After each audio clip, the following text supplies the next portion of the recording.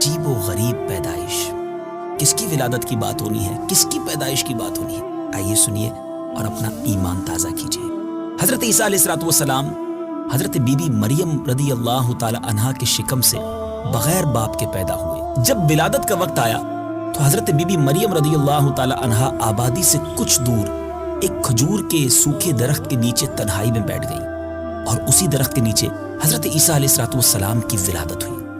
چونکہ آپ بغیر باپ کے کنواری مریم رضی اللہ تعالی عنہا کے شکم سے پیدا ہوئے، اس لیے حضرت بی بی مریم رضی اللہ تعالیٰ عنہ بڑی فکر مند اور بے حد اداس تھی، اور بدگوئی اور تانا زنی کے خوف سے اپنی بستی میں واپس نہیں آ رہی تھی، اور ایک ایسی سنسان زمین میں کھجور کے سوکھے درخت کے نیچے بیٹھی ہوئی تھی جہاں کھانے پینے کو بھی کچھ سامان نہیں تھا۔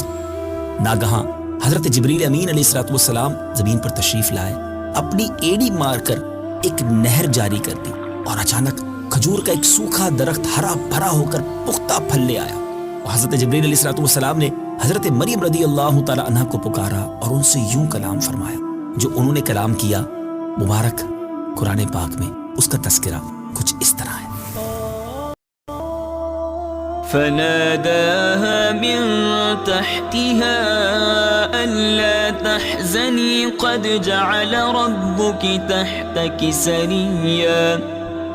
ترجمہ، تو اسے اس کھجور کے درخت کے نیچے سے پکارا کہ غم نہ کھا، بے شک تیرے رب نے تیرے نیچے ایک نہر بنا دی ہے۔ وَهُزِّي إِلَيْكِ بِجِذْعِ النَّخْلَةِ تُسَاقِطْ عَلَيْكِ رُطَبًا جَنِيًّا۔ ترجمہ، اور کھجور کے تنے کو پکڑ کر اپنی طرف ہلاؤ، وہ تم پر عمدہ تازہ کھجوریں گرائے گا۔ فَكُلِي وَاشْرَبِي وَقَرِّي عَيْنًا۔ ترجمہ، تو کھا اور پی اور آنکھ ٹھنڈی رکھ۔ میٹھے میٹھے اسلامی بھائیوں، آپ نے سنا رب کے کلام کو، سبحان اللہ، سوکھے درخت میں پھل لگ جانا اور نہر کا اچانک جاری ہو جانا، بلا شبہ یہ دونوں حضرت مریم رضی اللہ تعالی عنہا کی کرامات ہیں۔ اور یاد رہے کہ پہلے ہم نے سنا ہے قرآن پاک کے واقعات میں کہ حضرت بی بی مریم رضی اللہ تعالی عنہا کی جو محراب تھی، جی ہاں، جس محراب میں آپ عبادت کرتی تھی جب وہ بچی تھی، تو بیت المقدس کی جس محراب میں آپ عبادت کرتی تھی تو بغیر کسی محنت کے وہاں بلا موسم کے پھل ملا کرتے تھے۔ مگر حضرت عیسیٰ علیہ السلام کی پیدائش کے بعد پکی ہوئی کھجوریں تو حضرت مریم رضی اللہ تعالیٰ عنہ کو ضرور ملی، لیکن اللہ تعالیٰ کا حکم ہوا کہ کھجور کی جڑیں ہلاؤ تب تم کو کھجوریں ملیں گی، یعنی درخت کو ہلائیں تو کھجوریں ملیں گی۔ اس سے سبق بھی ملتا ہے کہ آدمی جب تک صاحب اولاد نہیں ہوتا تو اس کو بلا محنت کے بھی روزی مل جایا کرتی ہے، اور وہ کہیں نہ کہیں کھا پی لیا کرتا ہے، مگر جب آدمی صاحب اولاد ہو جائے تو اس پر لازم ہے کہ محنت کر کے روزی حاصل کرے۔ دیکھیے نا، حضرت مریم رضی اللہ تعالی عنہا جب تک صاحب اولاد نہیں ہوئی تھی تو بلا کسی محنت و مشقت کے ان کو محراب عبادت میں پھلوں کی روزی ملا کرتی تھی، مگر جب ان کے فرزند حضرت عیسیٰ علیہ السلام پیدا ہو گئے تو اب اللہ تبارک و تعالیٰ نے یہ حکم دیا کہ کھجور کے درخت کو ہلاؤ اور محنت کرو، اس کے بعد کھجوریں ملیں گی۔ سبحان اللہ، سبحان اللہ۔ میرے بیچ اسلامی بھائیو، اب حضرت عیسیٰ علیہ السلام کی ولادت ہو چکی ہے، مگر ماجرا بڑا عجیب ہے کیونکہ بستی کے لوگوں نے یقیناً اس بات کو آسانی سے نہیں ماننا، تو حضرت مریم رضی اللہ تعالی عنہا حضرت عیسیٰ علیہ السلام کو گود میں لے کر بنی اسرائیل کی بستی میں جب تشریف لائیں تو قوم نے آپ پر بدکاری کی تہمت لگا دی، اور لوگوں نے کہنا شروع کر دیا کہ اے مریم، یہ تو نے بہت برا کام کیا، حالانکہ تمہارے والدین میں تو کوئی خرابی نہیں تھی اور تمہاری ماں بھی بدکار نہیں تھی، بغیر شوہر کے تمہارے یہاں لڑکا کیسے پیدا ہو گیا؟ جب قوم نے بہت زیادہ تانا زنی کی، بدگوئی کی، دل آزاری کی، تو حضرت مریم رضی اللہ تعالی عنہا خود تو خاموش رہیں، مگر ارشاد کیا کہ اس بچے سے ہی تم لوگ پوچھ لو۔ لوگوں نے کہا کہ ہم اس بچے سے کیسے بات کریں کیونکہ یہ تو ابھی پالنے میں پڑا ہوا ہے، دودھ پینے کی عمر ہے۔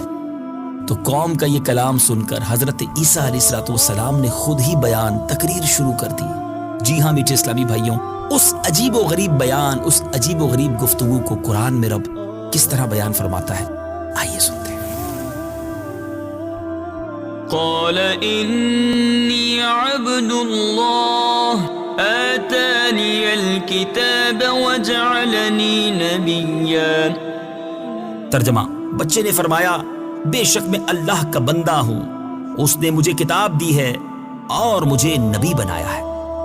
وجعلني مباركا أينما كنت وأوصاني بالصلاة والزكاة ما دمت حيا.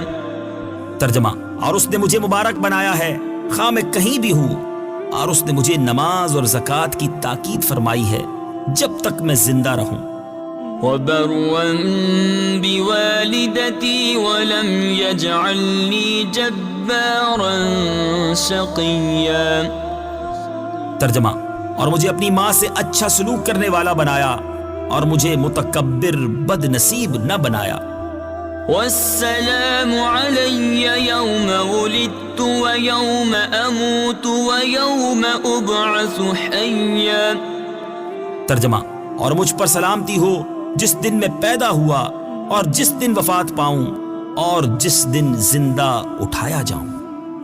اے میرے میٹھے اسلامی بھائیوں اور مدنی چینل کے ناظرین، یہ حضرت عیسیٰ علیہ السلام کا معجزہ ہے کہ پیدا ہوتے ہی فصیح زبان میں یعنی بالکل کلیئر وائس میں آپ نے گفتگو کرنا شروع کر دی اور ایسی جامع تقریر فرمائی، اور اس تقریر میں سب سے پہلے اپنے آپ کو آپ نے خدا کا بندہ کہا تاکہ کوئی انہیں خدا کا بیٹا یا خدا نہ کہہ دے، کیونکہ لوگ آئندہ آپ پر تہمت لگانے والے تھے اور یہ تہمت اللہ تعالیٰ پر لگنی تھی.